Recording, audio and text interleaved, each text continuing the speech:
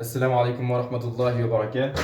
Donc aujourd'hui, on va corriger un examen d'algèbre pour montrer un peu comment ça se passe à l'examen, comment vous allez aborder pour corriger les examens. Alors ça sera cet examen-ci. Surtout, on va corriger le premier exercice. C'est un exercice qui est très riche. Déjà, vous voyez, il a 12 points. C'est un exercice qui résume les deux chapitres. Donc c'est très important de le comprendre. Voilà. C'est bon. Oui, c'est bon. Alors, euh, donc l'exercice, on nous donne trois vecteurs. Vecteur U qui est égal à 1, moins 2, 0. Le vecteur V qui a comme coordonnées 1, moins 1, 3. Et W qui a aussi les coordonnées 0, 0, 1. C'est bon? Donc la première question, on nous demande, dans la première question, on nous demande de montrer que le système S, E, W forme une base de R au cube. Donc c'est ça la question. La première question, montrer que le système U, V, W forme une base de R au cube. Le système, c'est ce système qui est formé par U, V, W. Donc c'est le système S qui a U, V, W. Alors on nous demande de montrer que c'est une base. Alors pour montrer qu'un système est une base, il faut tout d'abord montrer que le cardinal de ce système est égal à la dimension de l'espace vectoriel. On nous demande de montrer que c'est une base de R au cube. L'espace ici, c'est R au cube. Alors, le cardinal du système, c'est 1, 2, 3. C'est égal à 3. Donc, 3 égale à la dimension de R au cube, qui est égale à 3. Déjà, c'est la première propriété. Il faut que le cardinal, on a le cardinal de S, égale à 3, égale à la dimension de R au cube, égale à 3. Donc maintenant, la deuxième chose, il faut montrer que les trois vecteurs sont libres. Si les trois vecteurs sont libres, alors ils forment une base de R au cube. Alors, comme on sait très bien qu'on montre que trois vecteurs sont libres, on va les écrire sous une forme d'une combinaison linéaire et calculer les alpha, bêta et gamma. Si alpha, bêta, gamma égale à 0, donc le système est libre. On va l'écrire sous cette forme. Alpha U plus bêta V plus gamma W égale à 0. Donc, ou plutôt, c'est l'élément neutre de R au cube. Mais on peut dire c'est égal à 0. Donc, si on trouve que alpha, bêta, gamma, tous les trois sont nuls, donc le système est libre. Mais si on trouve qu'un de ces alpha, bêta, gamma est différent de 0, donc le système est lié. On rappelle bien, si on trouve que alpha égale à bêta égale à gamma égale 0, donc le système est libre. On va dire que le système est libre. On va dire que c'est libre. Mais si on trouve que parmi ces vecteurs, parmi ces réels, pardonnez-moi, il y a un réel alpha ou bêta ou gamma qui est différent de 0, donc le système est libre. Si un de ces réels-là est différent de 0. Donc il faut trouver que tous ces réels sont nuls. Alors maintenant, on va calculer.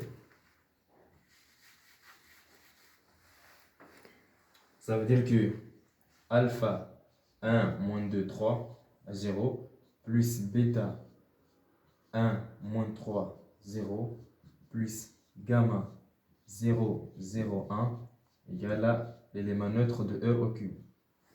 Ça veut dire quoi? Ça veut dire que alpha fois 1, c'est alpha, plus bêta fois 1, plus bêta, plus gamma fois 0 égale à 0, alpha fois moins 2, alpha, plus bêta fois moins 3, c'est moins 3 bêta, égale 0, parce que gamma fois 0 égale à 0. Alpha fois 0, 0. Bêta fois 0, 0. Gamma fois 1 égale à 1. Et gamma égale 0. On va résoudre cette équation-là. Si on trouve que alpha, bêta et gamma sont égales à 0, sont nuls, donc le système est libre. Alors ici déjà on connaît que alpha égale à 0. Donc il n'y a pas de souci avec alpha. Ah, pardon, pour gamma, gamma égale à 0. Maintenant on va calculer alpha et bêta. Alpha plus bêta égale à 0, ça veut dire que alpha égale à moins bêta. On prend moins bêta, on va remplacer avec ça sa valeur ici. C'est moins 2 facteur de moins bêta, moins 3 bêta égale 0. On aura ces moins 2 bêta, moins 2 fois moins, c'est plus 2 bêta, moins 3 bêta égale 0. Ça veut dire que moins bêta égale 0. Ça veut dire que bêta égale à 0. Alors maintenant, puisqu'on a trouvé bêta égale à 0, que alpha égale à bêta, donc alpha aussi égale à 0. Alors on a montré que alpha égale bêta égale gamma égale 0. Alors puisqu'on a montré, on a trouvé que alpha égale à bêta égale à gamma égale à 0, alors le système est libre. Et si le système est libre, donc le système constitue une base de R au cube. Alors ça veut dire que S qui UVW est une base de R au cube. Voilà. On nous a demandé la première question de montrer que c'est une base de R au cube et quel est le rang des vecteurs UVW. Maintenant, on nous demande le rang de vecteurs UVW. Alors, le rang des systèmes, c'est quoi? Le rang des systèmes est égal au nombre des vecteurs qui sont libres. Si on nous demande de déterminer le rang de ces trois vecteurs, on va montrer que ces trois vecteurs sont libres. Si on trouve que les trois vecteurs sont libres, donc le rang de ce système est égal à 3. Mais si on trouve que les vecteurs ne sont pas libres, donc là, on va déterminer, on va chercher à savoir si deux vecteurs sont libres, ça veut dire que le rang est égal à 2. S'il n'y a aucun vecteur ici, tous les vecteurs ne sont pas libres, donc le rang est égal à 0. Alors, puisqu'on a déjà montré que le rang de ces trois vecteurs est égal à... Pardon, puisqu'on a montré que les trois vecteurs sont libres, donc le rang de S est égal à 3. Le rang de S égale à 3. Pourquoi? Parce que les trois vecteurs, ils sont libres. Voilà, donc c'était la première question. On a déjà répondu à la première question. Maintenant, la deuxième question, celle-ci, nous a dit exprimer tout vecteur x, y, z de R au cube dans la base S. Alors, on a déjà répondu à la première question. Maintenant, c'est la deuxième question.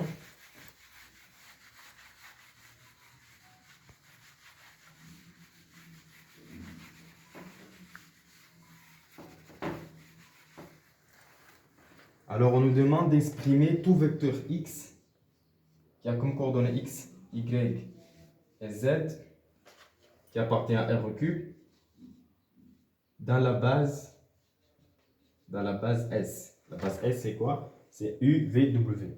Donc, tout vecteur qui appartient à R au cube doit s'exprimer dans le système, dans la base S sous cette forme-là. X doit être égal à quoi? Doit être égal à alpha U plus bêta V plus gamma W. Ça veut dire quoi? Ça veut dire que alpha plus bêta, parce que c'est alpha fois 1, bêta fois 1, plus gamma fois 0 égale à 0, doit être égal à x. Et puis bêta fois moins 2 alpha, pardonnez-moi, c'est alpha, moins 2 alpha, plus moins 3 bêta, doit être égal à y. Et puis 0 fois alpha égale à 0, 0 fois bêta égale à 0. Et gamma fois 1, donc gamma doit être égal à z.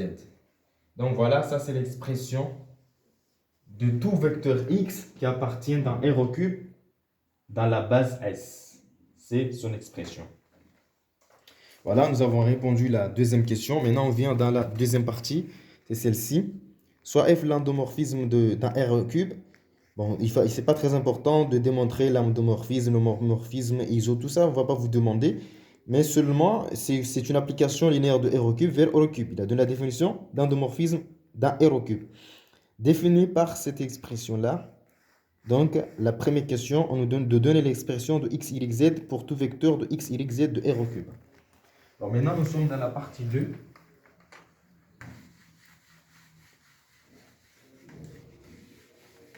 On nous a donné un endomorphisme. Comme je vous dis, ce n'est pas très important de connaître tout ça.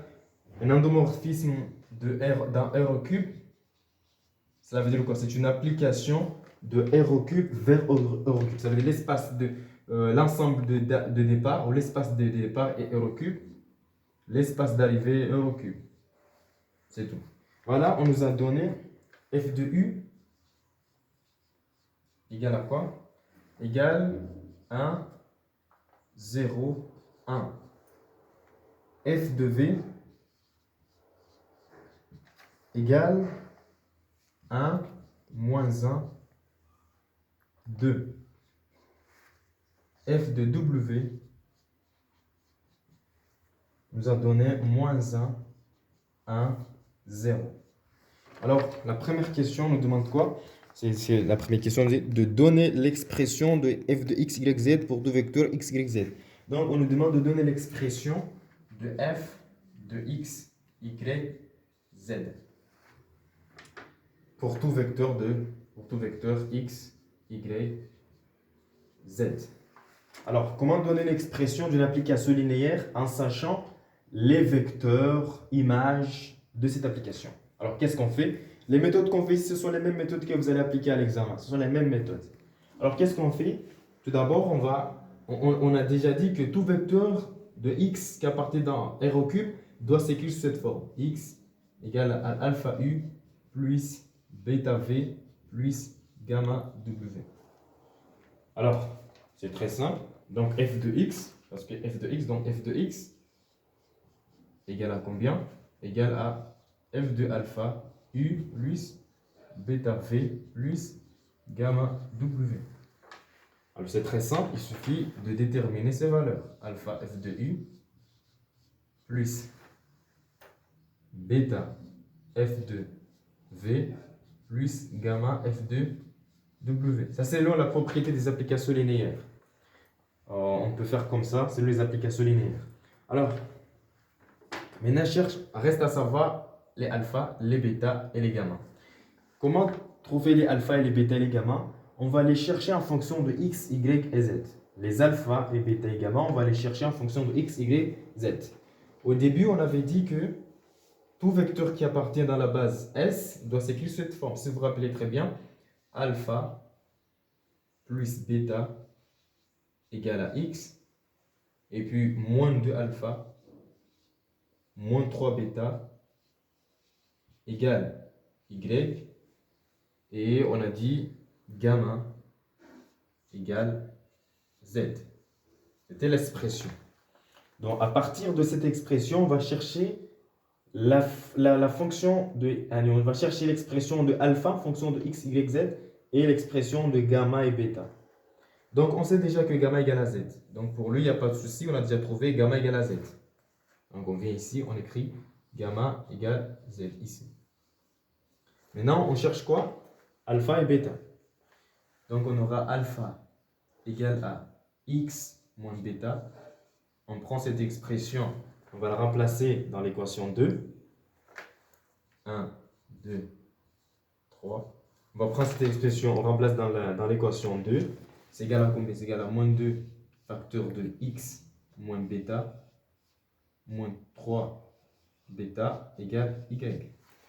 Donc on aura moins 2x plus 2 bêta moins 3 bêta égale y. Alors on aura moins 2x moins bêta égale y. Alors y égale moins. Donc on amène ici, c'est égal à moins y moins 2x. Voilà, c'est l'expression de bêta. Et ici, on note quelque part, bêta égale à moins y moins 2x. Alors maintenant, on cherche la valeur de alpha en fonction de x, y. Il suffit de prendre cette expression et de la remplacer ici. Donc on aura quoi? On aura c alpha égale à x moins bêta. Bêta c'est égal à cette expression, moins y moins 2x. Donc c'est égal à combien? C'est égal à x plus y plus 2x. Donc alpha égale à 3x plus y. Alors on a trouvé alpha égale à 3x plus y.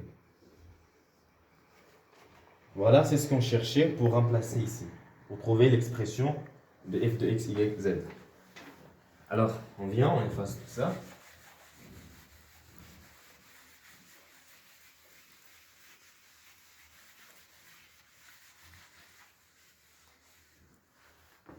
Voilà. Donc, dans cette équation-là, on va remplacer alpha, bêta, gamma par les expressions ici. Sachant que f de u égale à combien? Égale à ça. F de v, c'est égal à ça. F de w, c'est égal à ça. Voilà. Donc, on revient, on prend ces expressions-là. Alpha, on va faire, c'est égal à combien? C'est 3x plus y. Donc, c'est parce que tout ça, c'est x. Hein. C'est f de x. Non, ça, c'est pas f de x seulement. C'est f de x, y, z. Là, pardonnez-moi, si c'est f de x, y, z. C'est f de x, y, z. Parce que c'est ce que nous a demandé d'exprimer. Donc, ça veut dire que f de x, y, z égale à cette expression. Égale à quoi? Égale 3x plus y, qui est alpha, fois combien? Enfin, f de u. De u, c'est ça. C'est 1, 0, 1. Plus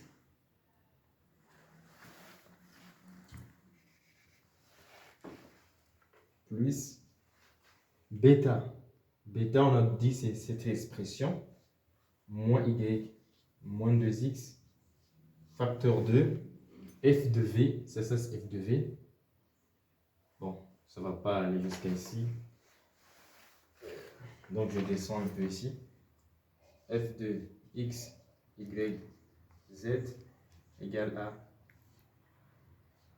3x plus y, facteur de 1, 0, 1, plus moins y, moins 2x, facteur de f de v, ça c'est f de v, facteur de 1, moins 1, 2, plus bêta c'est z, facteur de combien?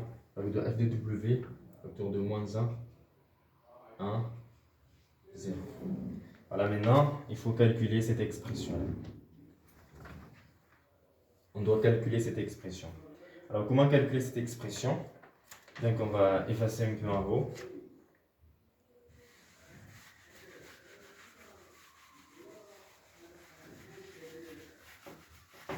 Donc, on n'a pas besoin de ça, on les a déjà remplacés.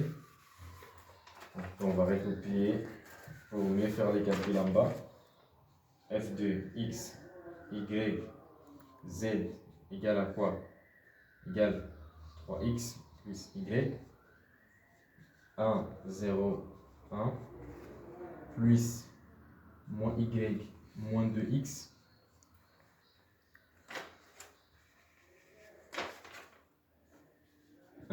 moins 1, 2, plus z, facteur de moins 1, 0. Voilà.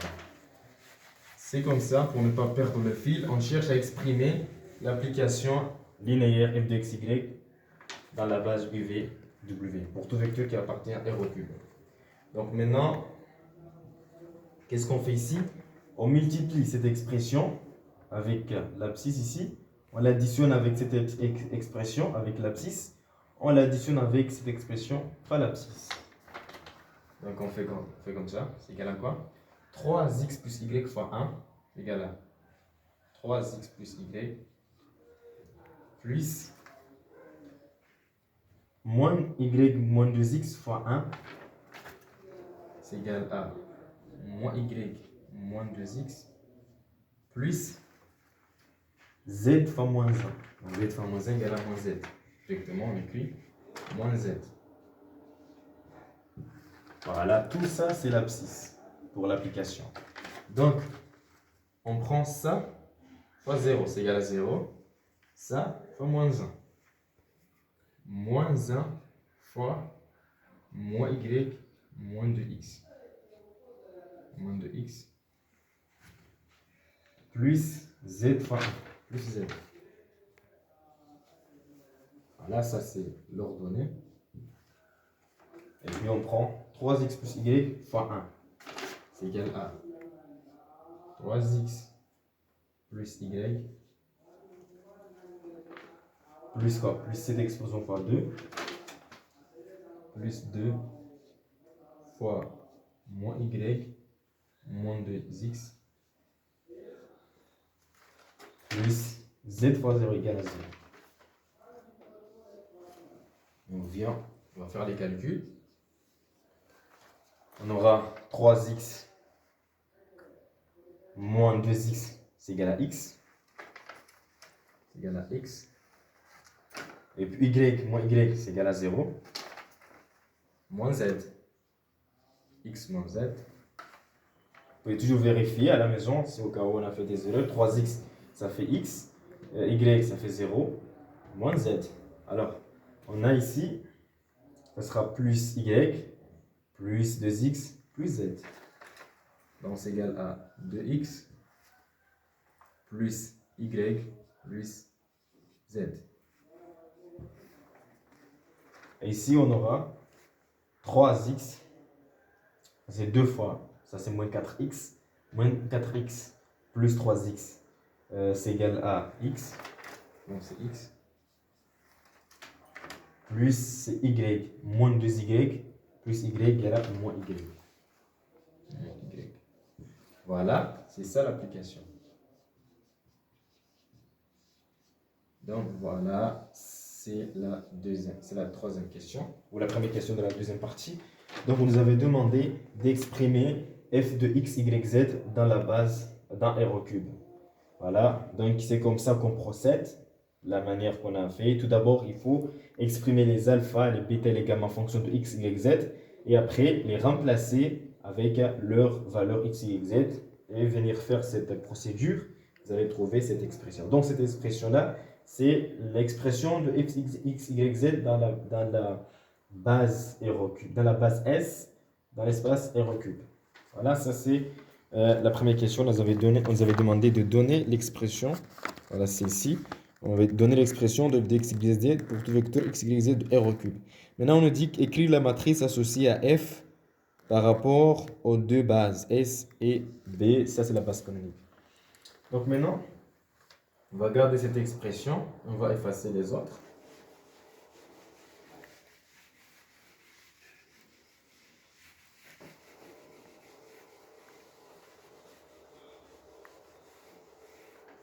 Donc on a ici l'expression f de x, y, z égale à combien? Égale à x moins z de x plus y plus z et x moins y. Alors, qu'est-ce qu'on nous demande? On nous demande d'écrire la matrice associée à cette application. Alors, pour calculer la matrice associée de cette application, il faut calculer, parce qu'on nous a donné la base qu'on nous a demandé de l'écrire sous la base B. La base S, la base S et la base canonique C. Donc, pour la base S, c'est la base formée par ces vecteurs U, V, W. Alors, comment on écrit la matrice? Donc, il faut calculer les images de ces trois vecteurs dans cette application. Il faut calculer f de U dans cette application, et f de V et f de W. Il faut les calculer. Donc, comment on calcule ça? Là, il suffit de remplacer, de prendre les valeurs qui sont ici. Tu prends ça, tu mets ici. Ça sera 1, puis z c'est 0, donc ça sera 1. Ça sera 1. Et puis pour y, on met ici, on prend 1, c'est 2. Moins 2, c'est moins 2, c'est 0. Et 0. Donc c'est 0. Et l'autre, ça sera 1. Donc c'est comme ça qu'on calcule. Mais ici, puisqu'on a déjà, ce n'est pas la peine de les calculer. Mais si on ne vous donne pas f de U, f de V, f de W, alors comment les calculer? Tu prends ces coordonnées, tu remplaces ici, dans cette expression. Donc tu vas trouver les mêmes coordonnées qui sont là. Mais pour nous, vu que les coordonnées sont déjà là, il suffit de les remplacer. 1, moins 1, 2. F de W, c'est moins 1, 1, 0. Alors, comment on écrit la matrice? Alors, la matrice, on l'écrit comme ça. La matrice A, par exemple, associée à S, égale à quoi? Égale à 1, 0, 1. 1, 0, 1. 1 moins 1, 2. 1 moins 1, 2. Moins 1, 0. Moins 1, 1, 0. Voilà, c'est la matrice associée à la base S. Donc maintenant, la matrice associée à la base canonique C, à B. Alors, comme on a dit, la base canonique, c'est quoi? La base canonique de l'espace vectoriel R au cube, c'est la base constituée par les vecteurs unitaires de R au cube. C'est quoi? C'est cette base-là, constituée par le vecteur 1, 1, et 2, et 3, qui est égal à quoi? Qui est égal au vecteur, vecteur 1, 0, 0, et au vecteur 0, 1, 0, et le vecteur 0, 0, 1. Ça, c'est le vecteur, c'est ce qu'on appelle la base canonique. On l'avait dit l'autre fois. Donc voilà comment on calcule. Alors, il suffit maintenant de calculer f de E1 et de mettre la valeur. Comme on a dit, qu'est-ce qu'on calcule? On prend ces coordonnées qui sont ici, on remplace dans l'application. Donc, on prend 1, c'est 1 ici, parce que si tu remplaces, c'est 0. Donc, c'est égal à 1. On prend ici, on remplace dans les y. Ça sera toujours 2, c'est 2. On prend, on remplace dans les ordonnées, c'est 1. On calcule F2, E2, égale à combien? Donc E2, c'est ça. On prend, on remplace par ces coordonnées. Donc c'est 0, 0. Donc c'est 0. On prend, on remplace ici. Donc c'est 0. Et puis 1, 0. Donc c'est 1. Et puis on prend, on remplace ici. C'est 0. C'est moins 1. On peut toujours vérifier à la maison, parce qu'on peut par exemple faire des erreurs. Mais c'est ça le principe. Donc on prend 0, on remplace ici. Pour f de E3. F de E3 égale à combien? On remplace ici 0.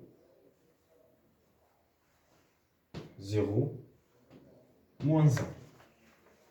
Donc c'est moins 1. On calcule ici, donc c'est 0, 0, 1. On prend, on remplace ici, c'est 0, 0, 0. Voilà. Donc maintenant la matrice associée à la base canonique BC, A de BC, c'est égal à combien? Comme on a dit, on prend c'est 1, 2, 1.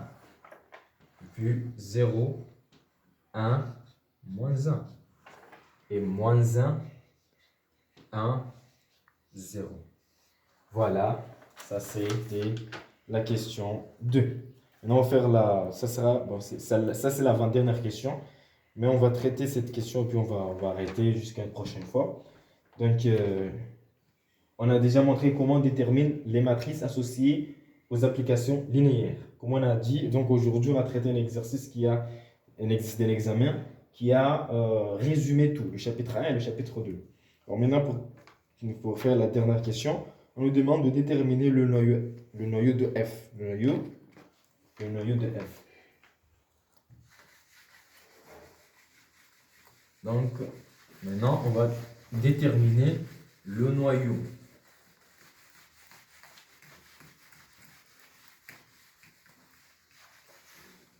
Donc, le noyau de F. Le noyau de F. Le noyau de F, c'est quoi? Le noyau qu'on note en général KF. Donc, le noyau, c'est l'ensemble des vecteurs. C'est l'ensemble des vecteurs. Égal à quoi? Égal à l'ensemble des vecteurs x, y, z qui appartiennent dans R au cube tel que toute cette application-là, f de x égale à 0. Ce sont les vecteurs qui ont pour image 0, 0, 0. C'est ce qu'on appelle le noyau. Donc, pour déterminer le noyau, qu'est-ce qu'on fait? Il suffit de résoudre cette équation égale à 0. Il suffit de résoudre x moins z égale 0. 2x plus y plus z égale 0, x moins y égale 0. Donc, résoudre cette équation-là, si vous trouvez une solution. Si vous ne trouvez pas une solution, donc le 1 égale à 0. Donc, on va s'arrêter ici pour une prochaine fois parce que, bon, le personnage est déjà fatigué.